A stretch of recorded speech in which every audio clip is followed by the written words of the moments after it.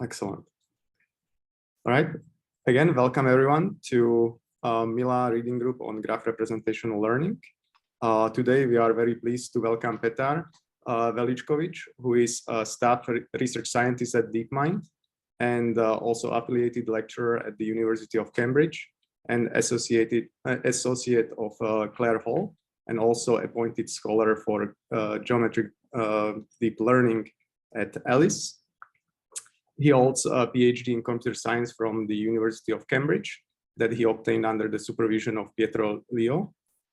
His research obviously concerns geometric deep learning for devising neural networks that respect invariances and symmetries in data.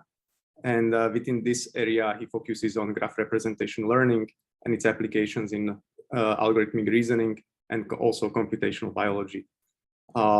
Petar is also connected here to Mila in a way that one of his most esteemed papers, or most cited one that towers by over 5,000 citations, the graph attention network, has been done in collaboration here and he spent some time here in Montreal.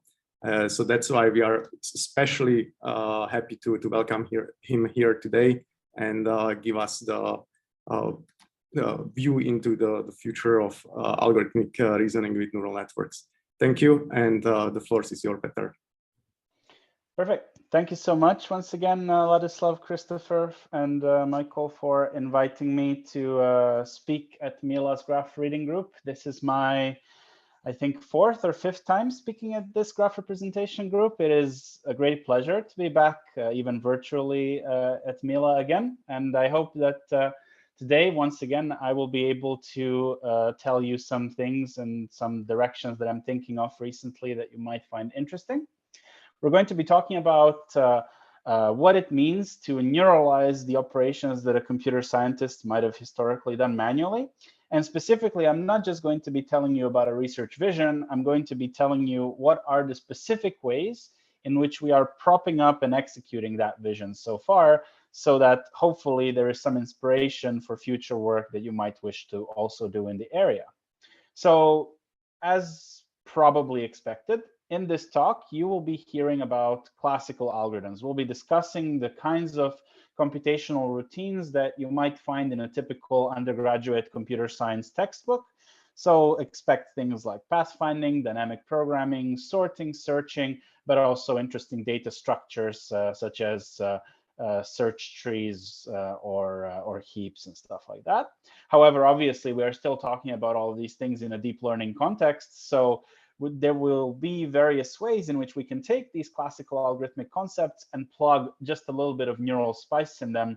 And we'll see that if you're careful with how you inject this neural spice, you're going to be able to vastly increase the applicability of some of these classical algorithms. So without further ado, what we're going to be doing today is addressing 3 key questions, and I've allocated roughly 15 minutes for each. So hopefully there's going to be enough time for Q&A at the end. We will first start by just making sure we're all on the same page with respect to why we, as deep learning practitioners, should be studying classical algorithms and should be focusing on classical algorithms. And maybe kind of as a follow-up on there, why might it be a good idea to make neural networks that are in some ways inspired by algorithms? So basically give you the motivation for why all of this makes sense. Then, hoping that I've convinced you that all of this makes sense, then we can talk a little bit more about how to actually do it. Like, how can we build neural networks that behave like algorithms? And I'll also be talking about some of our recent work on libraries and resources that might facilitate this kind of effort. And finally, you might ask the question, okay, we see it's a good idea. We see some ideas on how to do it, but when we try to put it all together, does it actually work for helping us solve some unrelated generic problem? And well, I hope that with the research I'll present today, the answer you will see is yes. And I'll show you exactly how these models are being used. And the overarching theme and the overarching hope is that the directions in these 3 parts will give you some interesting ideas on where you might be able to apply these kinds of ideas in your own research. So without further ado, let's start with the motivation for studying algorithms. So why might we want to do this? I think that algorithms are really exciting because I find them to be essential, pure forms of combinatorial reasoning. So it's basically a timeless principle that tells you how to recombine pieces of data to do some kind of reasoning computation.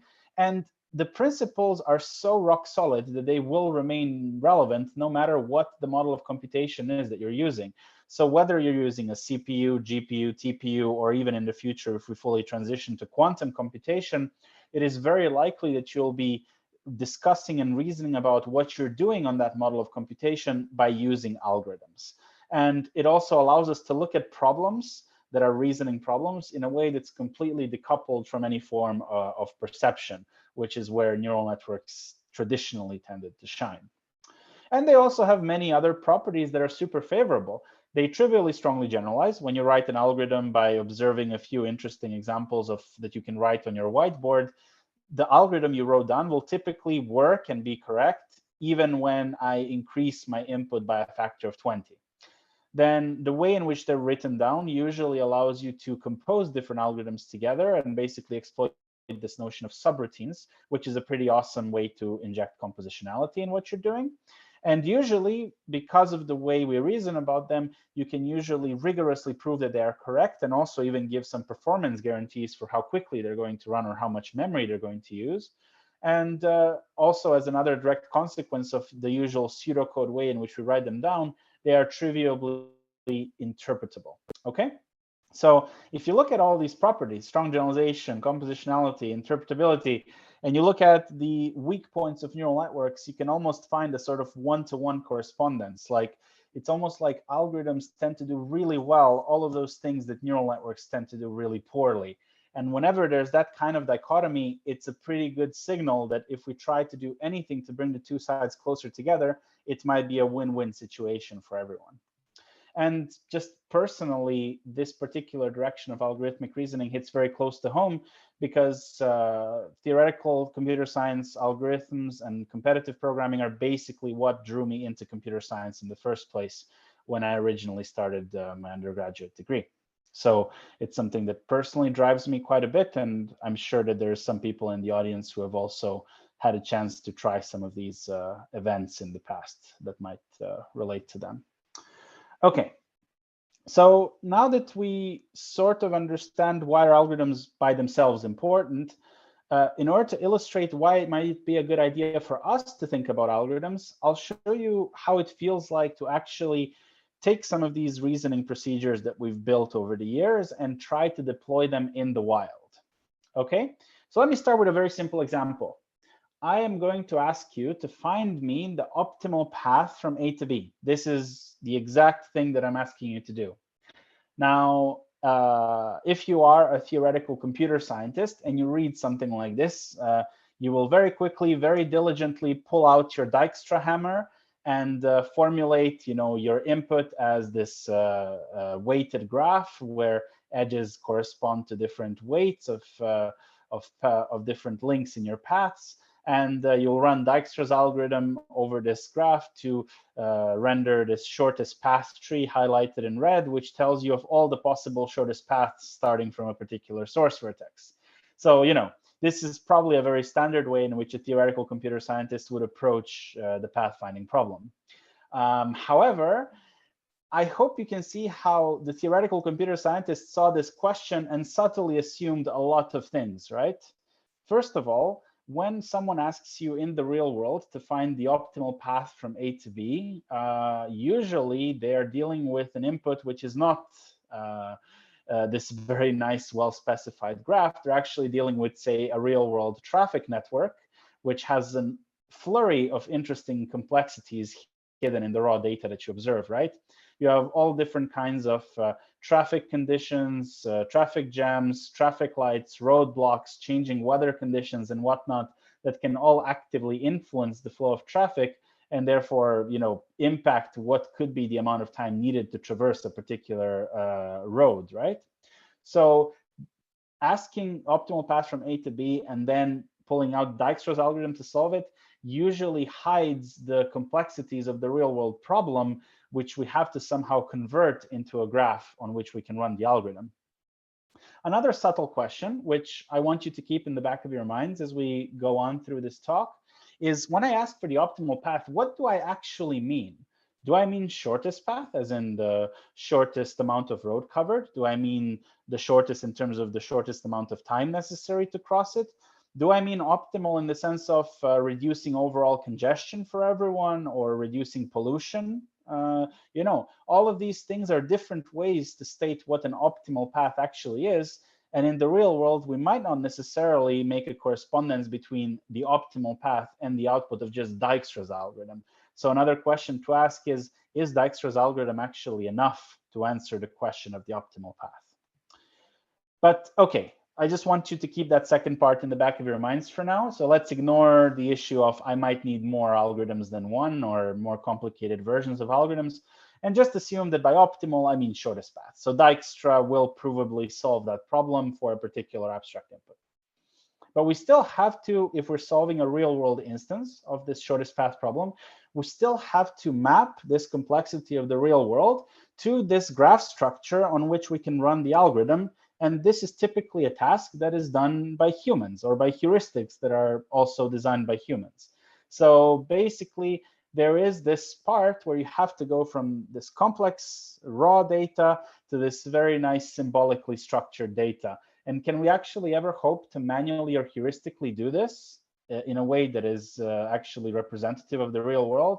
Well, it turns out that already since the 1950s, it was well known, as in there existed research papers from the old days of theoretical computer science and algorithms that very explicitly say that this is really, really hard, and it's unlikely that we're going to be able to do that. So in this particular context, the year is 1955, and Harris and Ross are members of the US military, and they are in the context of the Cold War analyzing the Soviet railway network. They identify that if they want to find bottleneck properties of this network, they want to be solving basically a maximum flow problem. But in order to solve this problem, you need to take every link in the railway network and assign to it some integer or, well, scalar capacity. And they make a very clear paragraph in section 2 of their paper, and it's a really fun read generally, but this particular paragraph says that the actual evaluation of individual track capacities, so basically going from the real world properties of the railway network to individual scalar capacities, is to a considerable extent an art. The authors know of no tested mathematical model or formula that includes all the variations and imponderables that the human modeler must weigh. And even when the individual is closely associated with the particular territory, the final answer, however accurate, is one of judgment and experience. So basically, there's no rigorous way for humans to automatically, heuristically convert real-world noisy inputs to algorithmic inputs. Now, this is something that theoretical computer scientists don't really care about that much, because they assume at the beginning that their problem is given to them in an abstractified form, which allows them to rigorously prove properties of their algorithms. And you know, it's led to a great deal of progress. So there's a good reason why you might want to ignore it. However, it is an important problem if you ever want to apply an algorithm to a real world input. So if you manually try to satisfy the required preconditions of the data you must feed into your algorithm, this usually implies that you will drastically lose information, because you cannot hope to easily manually compress the complexity of the real world into just scalar values in every edge or something like that. And what happens as a result is that the combinatorial problem your algorithm is solving no longer accurately portrays the dynamics of the real world it's modeling. And what this means is that, okay, I can prove that my algorithm will give me a perfect solution, but it will give me a perfect solution in a potentially useless environment. And actually, there's an even more fundamental problem with this, in that the data you need to apply the algorithm may actually be only partially observable. So you might not even be able to see all the possible inputs that are necessary for the algorithm. And this would, in principle, unless you do some kind of tricky missing data imputation, this can often render the algorithm completely inapplicable. And as mentioned, the theoretical CS community typically ignores this step because they assume everything is already nicely abstractified when they start solving the problems. But because the combinatorial and operation research communities deal with real world, say, supply chain problems and these kinds of things, and routing problems, it should be of high interest to them, because the actual underlying natural problem that they're solving does have this kind of complexity that is not easily mappable to an input. So what we're going to be doing throughout this talk, hoping that I've convinced you that there exists a problem in applying classical algorithms in the real world, we're going to see how we can effectively neuralize an algorithm to try to bring in some of the nice properties of neural networks and hopefully ameliorate some of the issues that have been talked about here. Okay, so let's talk about how we can neuralize an algorithm. And you might have guessed it by now. I drew a human figure that maps from the real world to the abstract inputs for the algorithm. And there's this manual feature engineering. And if history taught us anything, whenever we have manual feature engineering of raw data, neural networks tend to be a really attractive solution. So what could be our first point of attack? Well, good old-fashioned deep learning. Just replace the human feature extractor with a neural network that takes you from this natural raw complexity of the real world to the abstract inputs, then run the algorithm on the abstract inputs, and you get your outputs. And this is a pipeline that in principle works, and many very influential pieces of research have tried to do this. One issue with it is that algorithms sometimes perform discrete optimization, which means that they don't play very nicely with gradient-based methods that neural nets require. But there are some really cool proposals that actually nowadays allow us to backpropagate quite nicely through algorithms. So you want to maybe look at the work of Marin Vlastelica and others, which investigates this very nicely. So from a point of view of gradients, it's actually not that bad. Like this pipeline, you can learn it, and you can learn good encoders from X to X bar in this way. However, there do exist some more fundamental issues here. And one particular issue is that of data efficiency. Because once again, I'm going to keep reiterating this point that the real world data you're working with is often incredibly rich, and you still have to somehow compress it down to scalars, right? And once you've determined the scalar, like once your encoder neural network figures out these algorithmic inputs, your algorithm commits to using them, and because of the preconditions and everything, assumes that they are perfect, right? If you haven't by any chance seen enough training data to properly estimate these scalars, you're going to hit exactly the same issues as before, because your algorithm will give you a perfect solution, but in an environment which doesn't really make sense. And also, I'd ask you to recall the issue of, is the optimal path just the shortest path? So what if this one algorithm doesn't actually give us the whole story or the entire solution that we actually want in our problem? So there's several reasons, both from a bottleneck point of view and the completeness point of view, why plugging raw data into algorithmic scalar or low dimensional inputs is not necessarily the best way to go about it, just for data efficiency reasons. Okay, so since we know we have a scalar bottleneck, let's see if we can try to break it. And why do neural networks thrive? It's usually because they have these high dimensional latent representations. And because they're high dimensional, it means that if I poorly predict any part of my input vector, I can have other components step in and compensate, right? So not all hope is lost if I make some mistakes. Whereas with an algorithm, you make a bit of mistakes and all hope is usually lost very quickly.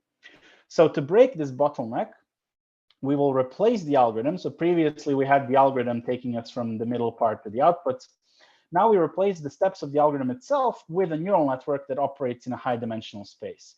So now our encoder takes our natural inputs not to the inputs of the algorithm, but to some particular latent space, which is of high dimensions and over usually a bunch of objects. And now we run our processor network P, which takes latent state vectors to different latent state vectors in a way that hopefully aligns with what the algorithm is doing. And we have to also have now a decoder network, which will take this latent state to desirable outputs. And note how I can now run this P network for many, many steps and basically imitate individual steps of the algorithm such that I can decode the corresponding outputs. This is a setting that, by the way, naturally aligns with encode process decode, which is a very standard paradigm in this particular context. Okay, now assuming that I've given you a processor network that aligns well with the steps of an algorithm, you now have, first, end-to-end neural pipeline, which I can fully differentiate and easily propagate gradients through. So that part is no longer an issue. Everything is high dimensional, so there's no scalar bottlenecks. Therefore, I'm going to have higher data efficiency. I'm going to be able to get off the ground with much less data, hopefully. And additionally, if I believe that my P algorithm is not the entire answer, I can add skip connections over the P. I can add multiple P components or these kinds of things. Basically, I can ensure that P is not the only thing that I'm committing to get my answer. It's possible to jump it. So effectively, it seems that neuralizing the algorithmic component into this processor network P in a high dimensional space could be the solution, one possible solution to all of the problems we talked about. Now, of course, I've assumed that this P was given to us. Now, the question is, how do we get such Ps? Like, how do we get processor networks that work completely in a high dimensional space that somehow align with what algorithms are doing? So hoping that, that I have convinced you that this is an approach worth pursuing, this is actually what leads us to algorithmic reasoning as the area of discussion for today. So basically, in a nutshell, algorithmic reasoning deals with learning these kinds of processor networks that align with computations of algorithms. And the reason why this warrants a separate field, which is heavily emerging in recent years, is because the desideratum for this kind of processor network is typically a bit different from what we'd expect of normal neural network training. Because if we want to be able to imitate the steps of an algorithm faithfully, this means that we must be able to extrapolate. So we must be able to robustly match the algorithm in a high dimensional space, which means the operations should be as little dependent on the input size as possible and different kinds of distribution properties. But we know that neural networks are actually typically struggling in this extrapolation regime. So algorithmic reasoning is this emerging area of research that tries to make neural networks a bit better in this particular sense. And primarily, they do so through theoretical and empirical prescriptions. So what are the kinds of architectures you should use, inductive biases you should use, or what kinds of transformations you should do to your features so that you can combinatorially extrapolate in a better way. Now, obviously, because it's something that happened reasonably recently and it's attracted a reasonable amount of attention, it's a very active research area, and there's many key papers published only last year at all of the big conferences. So like, there's a lot of research to catch up with, and it's all kind of very, very recent. So I basically put one slide which summarizes and sort of gives you a literature review if you're interested in learning more on how to build better processor networks. And I'll just outline a few very interesting findings from the past 2 years. So first, it has been theoretically shown that graph neural networks are a really good inductive bias if you want to learn to imitate dynamic programming. And I've illustrated here on the right-hand side why this is the case. So imagine you have to imitate a standard pathfinding algorithm where you find the optimal way to get to each one of your neighbors by taking the distance to the neighbor plus the edge weight. Well, it turns out that a graph neural network with a maximization aggregator tends to align really, really well with this kind of computation. Actually, it's by far the best choice we've found so far to do this kind of computation. And the work from Keoluk Su and others at ICLR 2020 has investigated this in a lot of detail and actually theoretically proven that using graph neural networks gives you much better sample complexity when you want to imitate dynamic programming algorithms. Okay. Then in our work, which was also published at ICLR 2020 on neural execution of graph algorithms, we looked at what are some interesting things you can do on top of just using a GNN that makes you even better aligned with algorithmic computation. And we found you should use encode process decode, you should favor the max aggregation, and if at all possible, you should strongly supervise your model because otherwise it can easily overfit to the data distribution and not generalize out of distribution. And there's been a lot of interesting work since then, iter-GNNs, which focus on imitating iterative computation, shuffle exchange networks, which focus on linear arithmetic sequence processing, pointer graph networks, which try to also include some data structures in the mix, and persistent message passing, or PMP, which tries to, for the first time, also include some auxiliary memory into the computations of the algorithm, which was not supported by the previous proposals. And some of the latest insights published at this year's ICLR have shown that if you want to extrapolate, it's not just enough to align to an algorithm, but ideally you should do so in a way that the parts of your graph neural network have to learn a function which is as close to linear as possible. So you don't just want algorithmic alignment, you want linear algorithmic alignment. And these are all very interesting papers that, because of the scope of this talk, I don't have enough time to go through, but I'll give plentiful resources towards the end of the talk. And this then eventually led us to propose what we call the blueprint of neural algorithmic reasoning. So alongside Charles Blundell, we published this opinion article in Patterns this year, which shows how you could use these components to then leverage them in real world problems. So you first learn the processor network itself by following this FPG route at the top. So you learn how to imitate an algorithm like Dijkstra's step by step, and you learn the encoder, the processor, the decoder. And then your processor is now a high-dimensional approximation of an algorithm, which you can differentiably plug into any other neural architecture. So imagine now you want to find optimal paths by looking at raw traffic data and predicting then optimal routes from A to B based on all that information. You can just plug new encoders and decoders, F tilde and G tilde, which will appropriately interface to these kinds of inputs and outputs, but still reuse the same central processor component. So your F tilde now has to learn how to map the complexities of the real world into a high-dimensional representation where this algorithm can be usefully applied. And we usually keep the processor network P frozen so that the effects of backpropagation will not disturb the actual algorithmic computation, although fine-tuning is also one possibility that can be explored here. And if you dive a bit more deeply into what's actually going on, you can see that the FPG pipeline learns a graph neural network that imitates steps of some algorithm. For example, breadth first search in this particular example. From this source vertex 0, you predict the shortest path tree, assuming all edges have the same weight. And then once you've learned a processor network like this, you can attach it to any other kind of problem with any kind of graph where you think, say, a reachability analysis might be useful. So you plug it using the F tilde encoder to get high dimensional latents. You run your processor network as before, and then you decode from the latents what the outputs are that you care about. OK, so this hopefully gives you a bit of an idea of how to train models like this, and why is it a good idea, and what do we plan to do with this. Now comes the question of, can I just jump out of this whole position paper nonsense and actually tell you a bit more about what did we actually do? So first, if you find this idea of learning good processor networks interesting and you want to get started in it, we have recently released a bit of work that might help you get started. So we wanted to actually create a meaningful way to track progress in the area, because every single paper that worked on algorithmic reasoning invents its own data set of algorithms and inputs and basically has its own internal comparisons. And therefore, it's really hard to transfer the observations from one paper to another.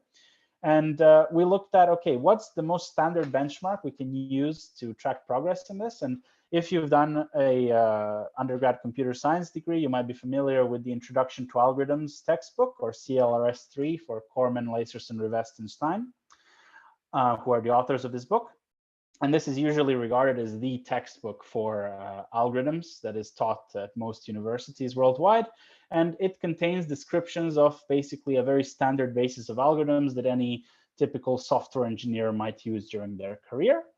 And we use those problems as our trajectories that we want to imitate with our P network. And we want to evaluate reasoning capabilities through some out-of-distribution generalizations like input sizes, input types, and so on. And so therefore, this book was our inspiration for this particular effort. And it has resulted in a benchmark work on the CLRS algorithmic reasoning benchmark, which we have recently publicly released on our GitHub. So you can find it at github/deepmind/CLRS. And it's done as a joint work with all of these wonderful people on this slide. And basically, the way in which we facilitate the learning of Ps is we have step-by-step trajectories of all of the popular algorithms like sorting, searching, dynamic programming, graph algorithms, and so on, in a way that at every step you have this nice graph representation of what the algorithm is trying to do. So at every step, you have these hints which tell you at every hop how far the algorithm has gotten in solving the problem. And here, just to illustrate this, I've given you an example of insertion sorting a list 52431. And you can see gradually as this red pointer steps across the list, it adjusts the green pointers, which gradually put the list in sorted order. So eventually 1 will come out on top, and it will be preceded by 2, then by 3, by 4, and by 5. And it will do so in a sequence of steps that mimics what insertion sort is actually doing. So you basically have a very rigorous step-by-step data set of individual operations that your P network can mimic. And we have a full-fledged generator, so you can specify your own input data sizes, validation data sizes, and so on and so forth. So it's very customizable and very generic, and should hopefully make reproducibility efforts also a bit easier in this particular space. And there's a lot of interesting tasks that we already support. So sorting, searching, divide and conquer, greedy algorithms, dynamic programming, graph algorithms, string algorithms. We hope to, in the future, include more tasks from the CLRS textbook. This will obviously take a bit of time, but we hope to actively maintain this effort using also suggestions from the community. So if you find this interesting, we invite you to check it out and give us any feedback you might have. And just as a quick note, that you might ask, how well do some existing methods perform on this benchmark? Well, it seems that a fully connected graph neural network, the MPNN in green here, seems to be doing quite well in distribution. So this is validation performance on the inputs of same properties as the training inputs. You can see in many tasks like sorting, searching, string matching, it seems to be able to get to a pretty high performance. But unfortunately, as usually is the case with fully connected graph nets, it overfits to the particular input size. So when you actually scale up your test inputs to 4 times larger ones, most of those gains typically come collapsing. And we find that actually, on average, our best performing method right now is the pointer graph network, or PGN, which more carefully chooses the edges for a GNN to kind of imitate a data structure. And you can also see that the only task that we've really solved out of distribution is the breadth-first search algorithm. All the other ones are still up for grabs. So hopefully CLRS will be a very useful source of measuring progress in the area. OK, so this illustrates the first prong, which shows you how we might go about learning some of these processor networks. Now let's talk a little bit about how we might use them. So I'll first present to you our work on modulating representation learning using reasoning. So our motivation in this work is imagine that you have inputs that are given to you in some raw form, like pixels representing images of these bouncing balls, for example, and you want to predict their trajectory, like what the images will look like in the future, assuming these balls move around and have elastic collisions. So as you probably know, predicting future raw pixel state from previous raw pixel state is hard. It's very, very hard. But what we do know is that this is actually a physics simulation problem, and we have good algorithms to do physics simulation. So can't we just use them? So in reality, our picture might look a bit more like this. Like we might say, OK, there's the raw pixel input, but in reality, it's a combination of these 6 nodes, where every node, if you specify its radius, its coordinates, and its velocity, you have all the information you need to forward run the simulation by running just basic force equations. And this amounts to exactly the computations that a graph neural network might be doing. So I've put here the GraphNet rule as well to kind of see how you update the coordinates. And then once you have the new coordinates, you can just re-render everything and generate your image, right? So this is the actual state of the picture. Our task might be to go from X to Y, but we have some algorithmic prior. Like usually we have some belief on what kind of computation might be very useful for the neural network to have access to do these kinds of predictions. Now, I cannot do this exact pipeline because it's still a bit unrealistic, because the raw input abstraction going from X to X bar is, you might know it as the disentanglement problem, and you might know it's really, really hard. Even if you have a paired data set of X's and X bars, this is still something that's potentially quite tricky.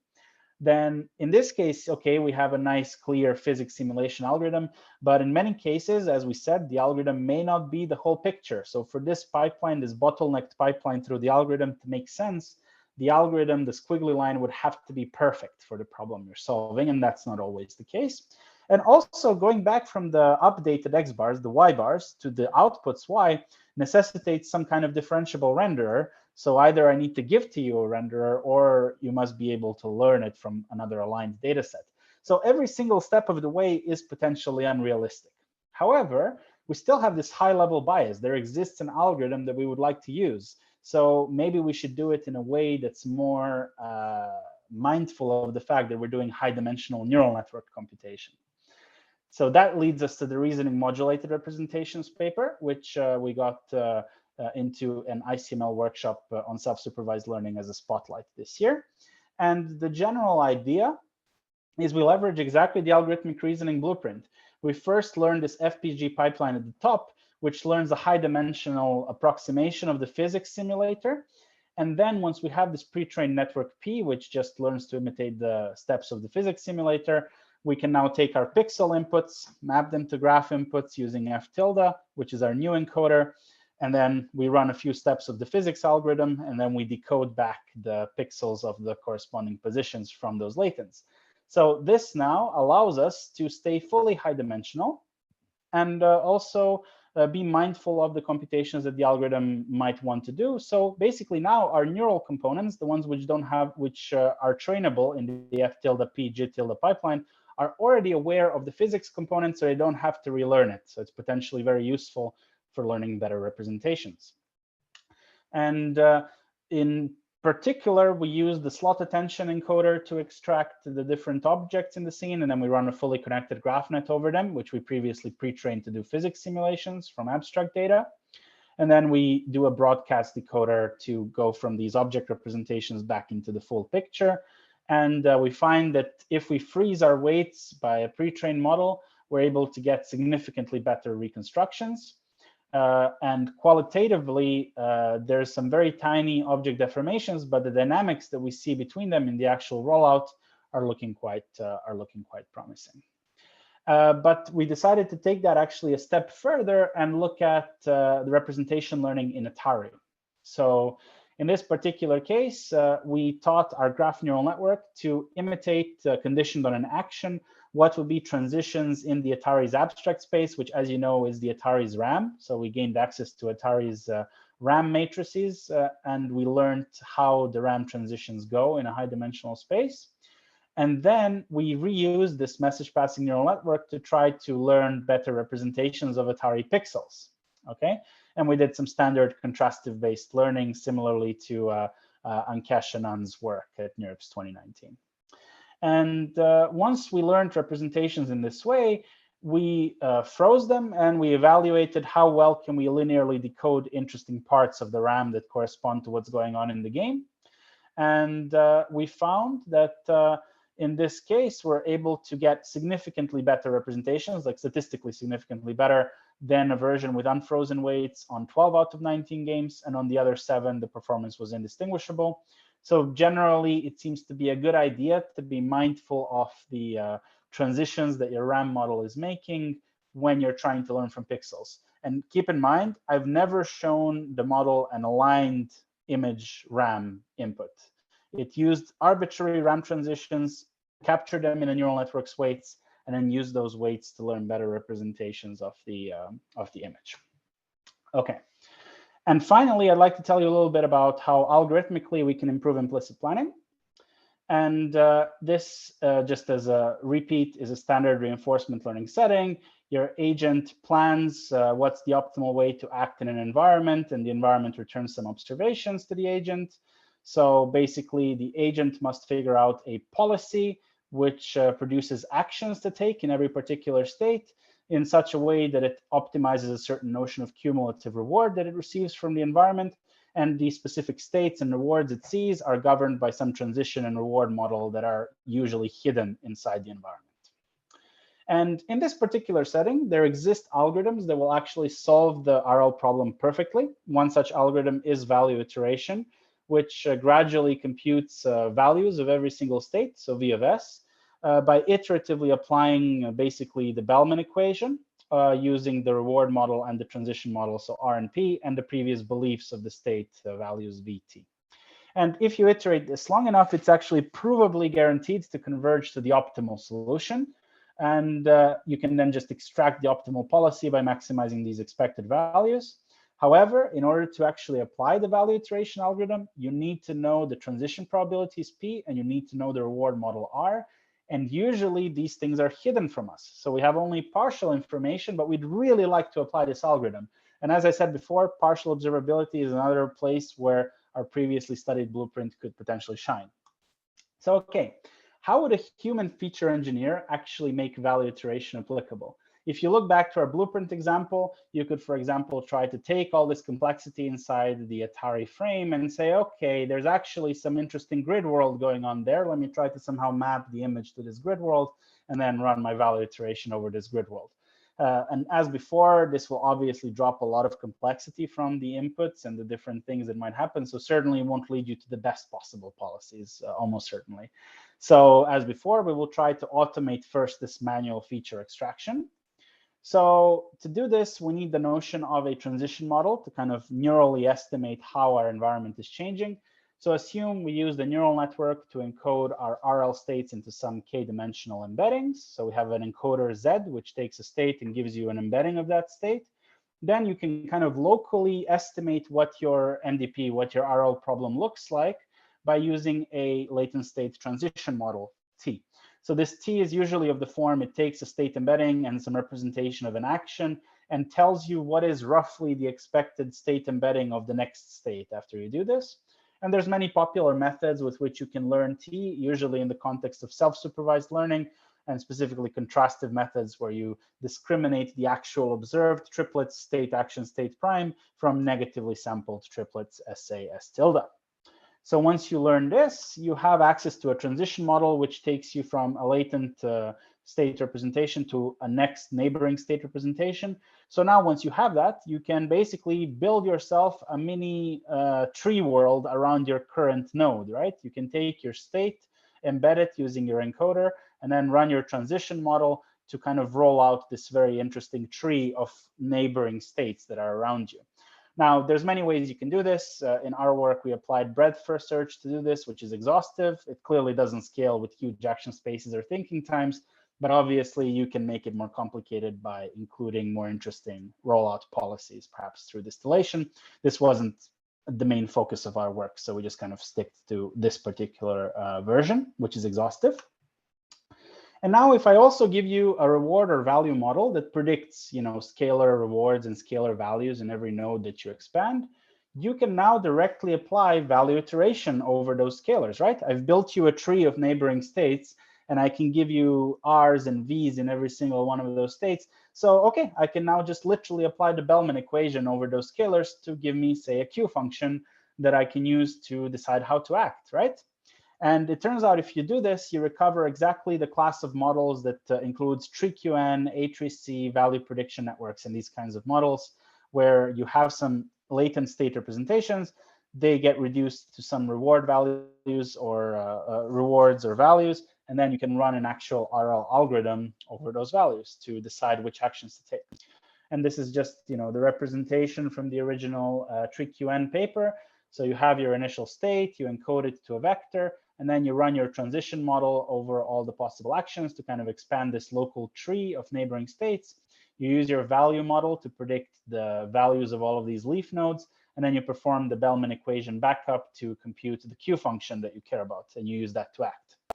So what we've just now done is, okay, we replaced our human feature engineer that looked at the complex frame and concluded there's some grid world going on there, with a neural network that looks at the frame and computes this tree of neighboring state embeddings. But then we still reduce those state embeddings to scalars so we could actually run the value iteration algorithm itself.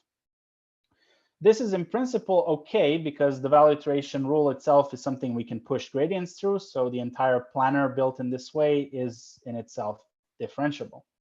However, we hit the bottleneck problem once again, because if you don't have enough training data to estimate these scalars that you're running value iteration over, doesn't matter that value iteration is optimal, it's going to give you an optimal solution in a useless environment.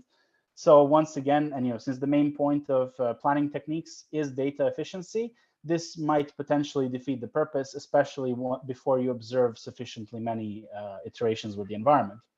So we seek out to break this bottleneck, and we effectively replace the value iteration update with a neural network that's been taught to execute value iteration. And as before, we can use graph neural networks to do this. Why? Because graph neural networks align really, really well with value iteration. Here I've put the equations of value iteration at the top and the equations of a message passing neural network at the bottom. And I've drawn out explicitly the correspondences that show that individual parts of this equation map really well to different inputs and outputs of the message passing. So there's a really good algorithmic alignment between value iteration and the GNN. So I can just sample a bunch of random RL environments and pre-train my model to imitate value iteration on them. So I synthetically train this thing to execute the algorithm. And now once I have that, I can just, I build my tree of state embeddings as before, but now rather than reducing them to scalars, I just run my pre-trained value iteration module GNN directly on them and update the embeddings.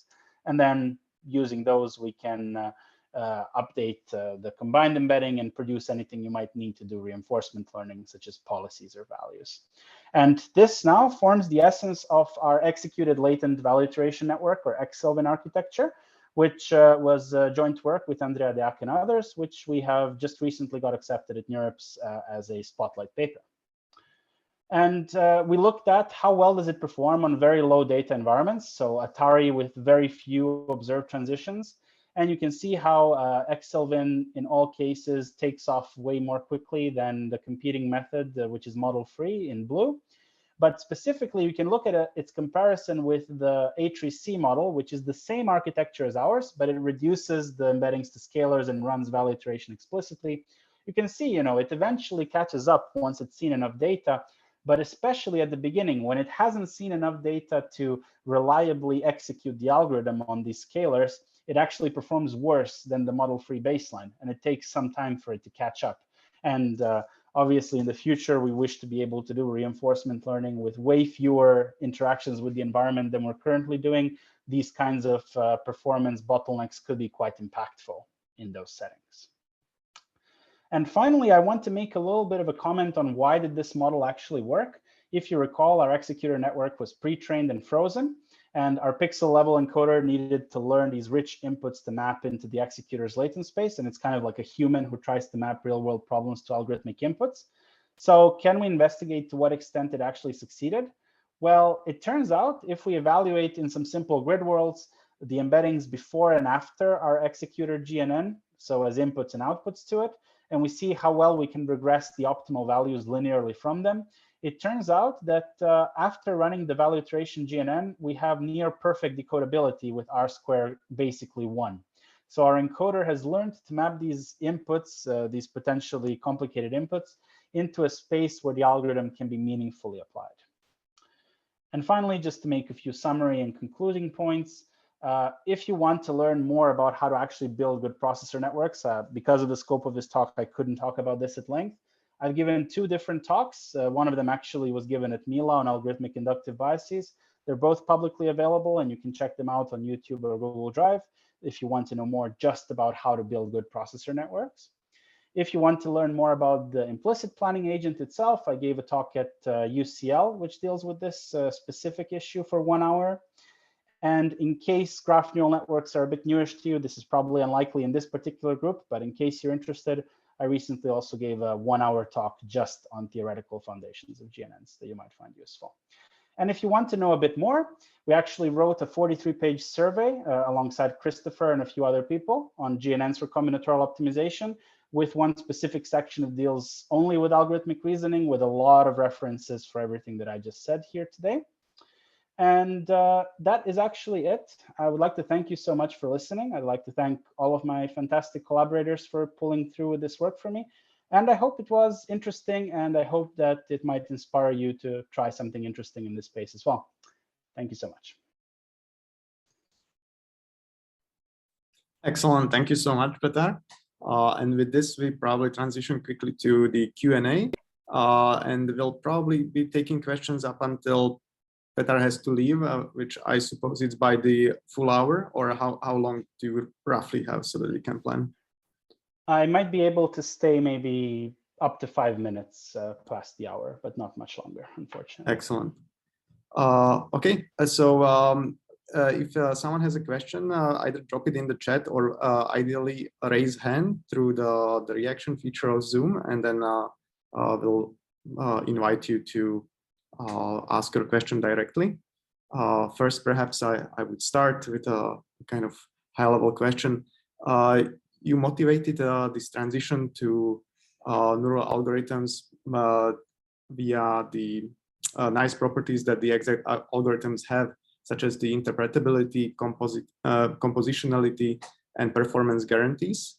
Can you comment a little bit on your work towards achieving this also with the neural versions of these algorithms? Can we have any kind of reasonable performance guarantees or compositionality, and also perhaps looking into what these models have actually learned to execute, or what kind of new heuristics they picked up beyond just imitating the exact algorithm? Yeah, thanks, Ladislav. I think that's a very important question. I would say that currently we have only done a little bit of work on the third of the things you mentioned, like actually extracting what are the possible rules that the GNN has learned to do. And we have a paper, it's called Algorithmic Concept-Based Explainable Reasoning, or ACER, which we have on the archive, where we actually were able to, for some algorithms, actually extract first-order logic rules out of the computations of the neural network, which ended up basically aligning with what the algorithm was supposed to do. So it is possible to usefully extract things, at least in some limited scenarios. It's very interesting to see how far it can go. As for performance and theoretical guarantees, I feel like we haven't made a lot of progress there. It would definitely be very useful. One inspiration I see for this is there's been some really impactful works recently that prove stronger bounds on the traveling salesman problem heuristics, usually just by carefully changing the way the inputs are sampled, the candidate solutions are sampled. So maybe if we can wrap our neural network analysis in a framework like this, where we can guarantee that our sampling procedure is better in some way than some other version, we might be able to come up with some theoretical guarantees. But yeah, I would leave that part very much open to interpretation and as a future possible direction to investigate. Thank you. Next, I think we'll go in the order that I see the hands here. So Michael, go ahead. Hi, thanks for the great talk, Peter. It's a slight extension on the previous question, also about theoretical stuff. So we know that message passing GNNs have theoretical limits, and it seems that a good part of the whole framework is based on the properties that we have by GNNs. For instance, the algorithmic alignment is a good property. On one hand, on the other hand, we have some big problems with message passing GNNs. Like, for instance, we can apply Bellman-Ford to say graphs of 100 diameter 100, and it will be working fine. GNNs might struggle without some tricks. So do you think that we use GNNs for this blueprint right now for the processor network as a nice proxy, which right now has properties, or in the end it will be replaced by something else? So it seems that it's not. It might. We do not know yet exactly if it's optimal or not optimal. So that's a very good question. My personal belief, based on some ongoing lines of research, is that what we will end up using for these models, if the direction stays alive and healthy, is probably going to look very different from the kinds of standard GNNs you might apply to an OGB problem. So definitely these tasks will require something a little bit different. However, I would say that we see evidence for this already from the great work on neural simulation using GNNs. The GNNs that are used for these kinds of simulation work tend to also include lots of very interesting and not usually seen inductive biases. And that's because I think algorithms and simulations are really just two sides of the same coin. But secondly, I would just like to add a deeper point, especially in terms of the expressivity, because there's been a lot of these higher order GNNs being proposed to break the limits of GNN expressive power and do things in a different way. But in reality, the primitive we're using is still message passing. It's just message passing with different sets of features, potentially different rule for the message or different graph over which you're doing the message. But in reality, the primitive is still the same. So actually, I would argue that most of the things we've proposed until now are still graph neural networks. They're just graph neural networks over a different graph with different features. So I think that what happens in the end will still be a graph neural network. It will just feel a lot weirder than the basic MLP graph neural network that we're probably using nowadays. So yeah, that's how I see it right now. Thank you. Okay, next, Brendan. Hi, thanks, Petar, for the really great talk. Enjoyed some of the connections to CLRS, and kind of as a follow-up for Michael's question, curious, do you think computer science can be kind of reduced to these Bellman-style dynamic programming algorithms? And if not, are the kind of neural machines we have available today a good fit, or for these other types of problems, are there reusable kind of components that you can learn, or maybe we need some new architecture to do this? Thanks. Yeah, that's a very important question. I would start by saying there exist different views to this. So the architectures we looked at in here are provably well alignable to dynamic programming, and that will be a good language for expressing many polynomial time algorithms. But if your problem doesn't naturally decompose into many sub-solutions that you nicely recombine in a parallel way, then that may not be the optimal way to express them. So just because they're good at dynamic programming doesn't mean that they'll be good at, for example, enumeration, or, well, I think recursion is currently one thing that's missing. Like, I don't think we're very good at recursion. And only recently have we tried some things that include auxiliary memory, for example. So we so far always made the assumption that all the memory we need is contained inside the initial nodes. Only recently we tried to invent new nodes as we go along in the computation. So those will be kind of some limitations to the existing pipeline that I very much hope to resolve in the coming years. In terms of is it enough? Well, some people claim that reinforcement learning in itself might be enough to solve many problems we care about in machine learning. And reinforcement learning, if you are able to figure out what's the underlying state graph of your MDP, is a pathfinding problem, right? Basically. So find the optimal path through this MDP state graph that optimizes some notion of cumulative reward, right? So I think there are many ways in which the dynamic programming paradigm is in itself already very powerful, but it will not be, in my opinion, it will not be the be all end all. We're going to invent a lot more interesting ways of looking at this along the way. Yeah. Very exciting. Thanks so much. Yeah, thanks for asking. Great. Next, Xiao Cheng. Yeah, so thanks for the presentation. So I have a technical questions about like you said about the gradient bottleneck caused by theoretical computer science algorithm. So if saying that we replace the neural processor just with a theoretical computer science algorithm, from my understanding is that because the algorithm is exactly correct, so we have the exact gradient. So how do you see the problem caused by the gradient flows through a scalar in the network? So it is true that this might give you a very good gradient, but the thing is, all the guarantees we have about the algorithm itself rest on the assumption that your inputs are completely correct. So there's a even sort of almost unsupervised part of this where you have to take the complexity, very high dimensional inputs like these huge images and map them to something that's super tiny. And this is something, you will eventually learn to do it. If you look at the plots for the A3C, for example, it catches up. Like when you see enough transitions, it can learn to be equal, than our proposed bottleneck-free model.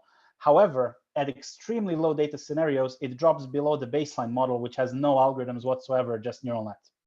And that's because when you haven't seen a lot of data, and you can agree there are probably many applications where you cannot observe a lot of data, or it's really expensive or risky or whatever, you basically will not have enough data to figure out the correct input to the algorithm. And yeah, you're basically doomed at that point. So that's one possible benefit of this approach.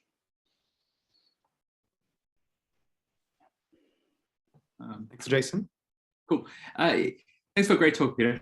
I just wanted to ask about I'm interested in the representations you learn when you do this approach. So like using that bouncing balls example that you gave halfway through the talk, the state is completely described by positions and velocities of the respective balls. You then use you have this sort of algorithmic rollout in latent space. Does your latent space become analogous to what we would expect? Is it actually describing positions and velocities given the pixel representation? Or did you look at that at all? So I don't think we looked at it for the bouncing balls example. We did look at it, obviously, for Atari and for Xelvin. We showed that you can decode actual optimal state values when you can recover them. And we're not perfect at recovering the Atari RAM representations, because I think that's a really tricky problem. And sometimes you don't see it in the frame, like the clock and these kinds of things. However, we did do it better than the architecture which didn't have its weights frozen. So keep in mind, our baseline is exactly the same network, but it has an extra degree of freedom, which we freeze at the beginning to match our rough belief of what the transitions are. So yeah, I agree, we should visualize it for the balls as well. And that's what we're going to do next, I'm quite sure, as the next qualitative study. But from what we've done in Atari realm, it seems to be, you know, a strictly better latent space for doing these kinds of recovery problems. Yeah. From a linear probe, to be precise. Yeah.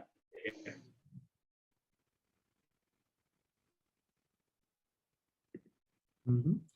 Do you have another question, or we're kind of just on time? Maybe one last quick question. Go ahead.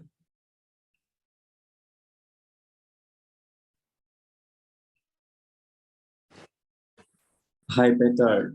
Thanks for the great talk. So you started with the premise, right? Neuralizing a computer scientist. And algorithms and data structures are one part of what computer scientists do, right? So what's the bigger vision, or what's the big picture, you know? Well, there exists a bigger picture than this specific narrow field here that already allows you to plug algorithms where they weren't initially supposed to be. But I feel like a lot of the skill of a computer scientist is to also take these pieces of knowledge and, you know, compose them for the problem at hand, right? That's where the computer scientist part will come. And we're already sort of looking into this. We do have another paper that will be presented at NeurIPS where we look at transfer between different algorithmic tasks. And certainly there are some very interesting insights to be done there, but I'm of the belief you should learn how to crawl before you learn how to run. So that's the reason why I haven't talked about that in this specific presentation. But yeah, where we go from there is how do you take all these individual processing bits of knowledge and you know, actually learn how to use them to solve a random problem you find in the wild, which won't necessarily be just Dijkstra or just Maxflow or just something like this. Right, interesting. Yeah, great. So that paper is at NeurIPS this year? Yes, yes.